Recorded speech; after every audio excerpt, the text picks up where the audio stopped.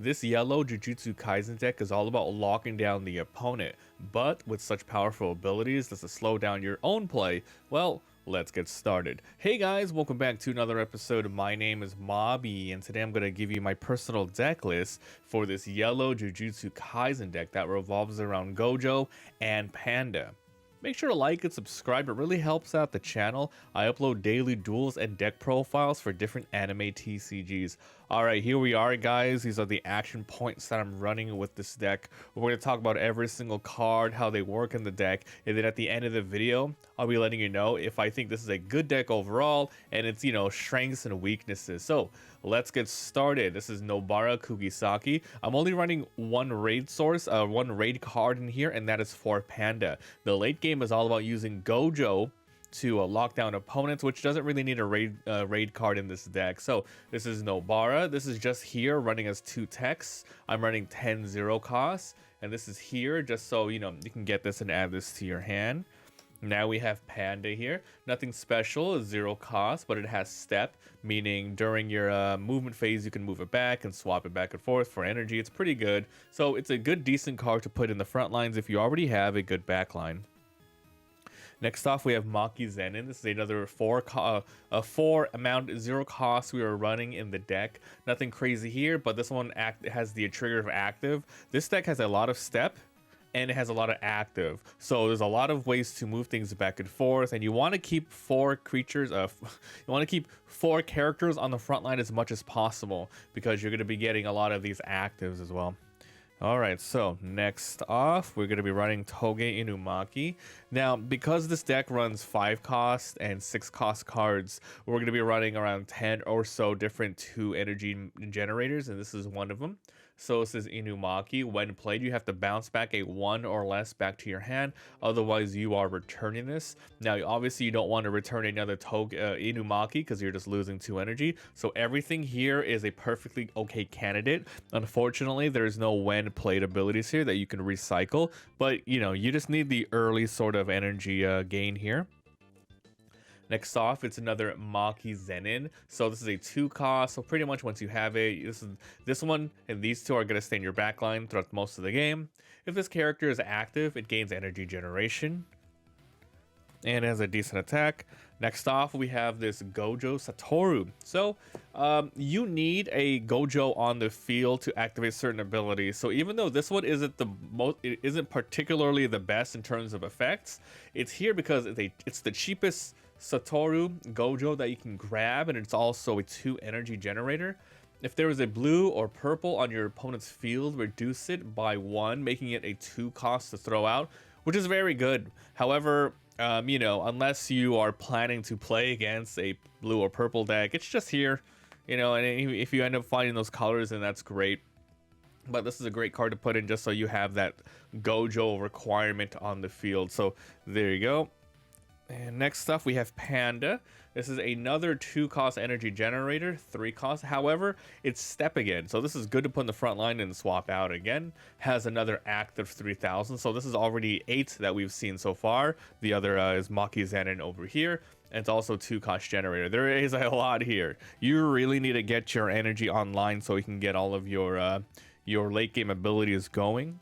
These are your 4 finals of the deck. This is a 3 cost domain expansion. Choose up to 2 APs and make them as active. Then if this is the last card, you get to go ahead and heal 1. So nothing special there. Now we have Panda here. So this is a 4 cost raid on Panda.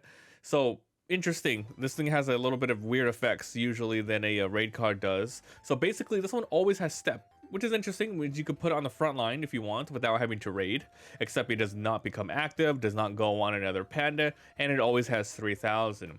However, if you're able to raid on a Panda, then this still has block, this still has step, but now it has double block, and now it has impact, and now it has 1000 BP. So you could technically just run it regularly, and put it in the backline if you want, but obviously you want to raid because you become a 4000 double blocker with impact. It has a pretty decent, it's a good card, pretty much is a good card.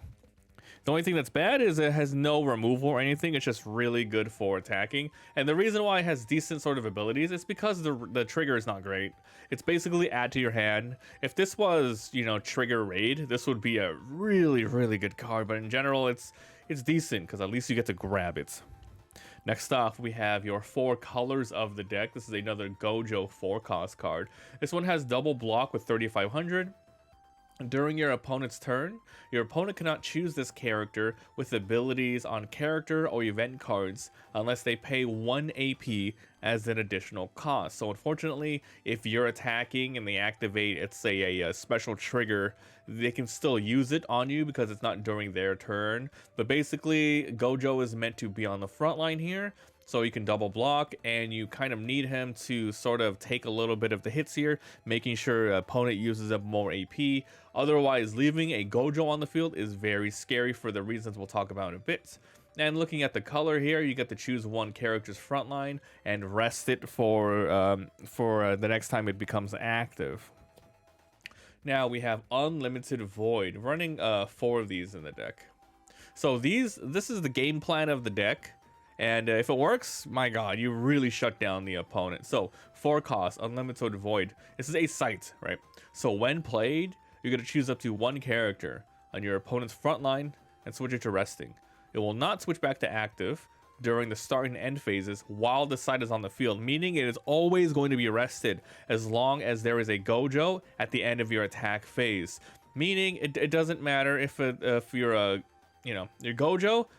You have the ones in the back line that's good for energy, and you can move them up if you need to. But this is going to be the Gojo that is usually paired with this one because this is much harder to remove while this one is on the front line, and it has to be on the front line.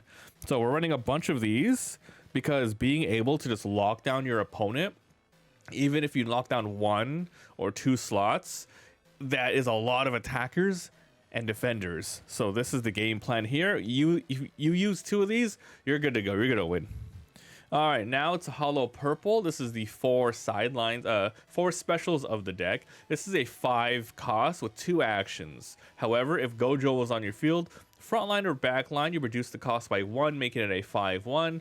Then you choose 1 character on the front line and removal area.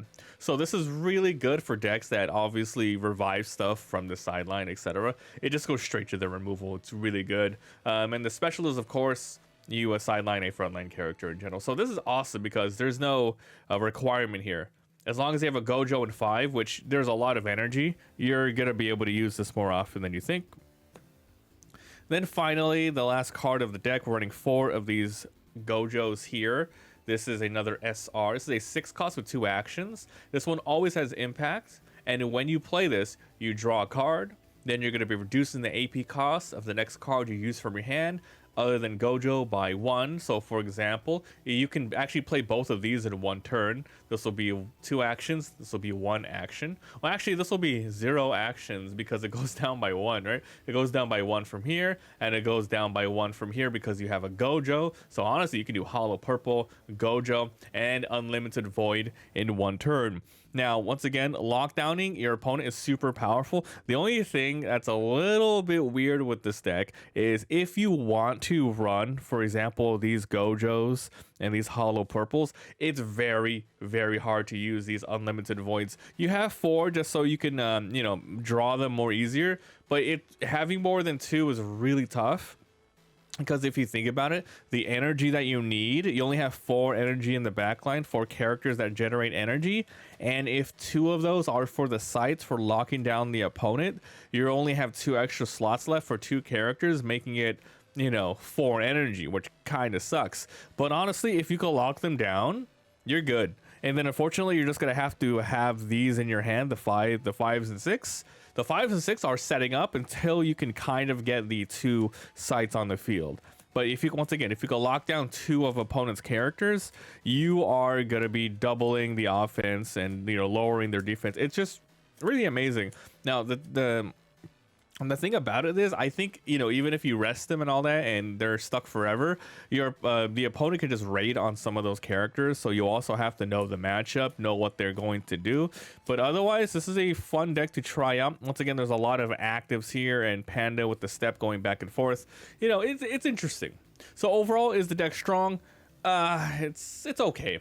I think if you just go straight out and try not to use the unlimited voids, maybe the game plan's okay. But then again, there isn't much. It's just a regular deck.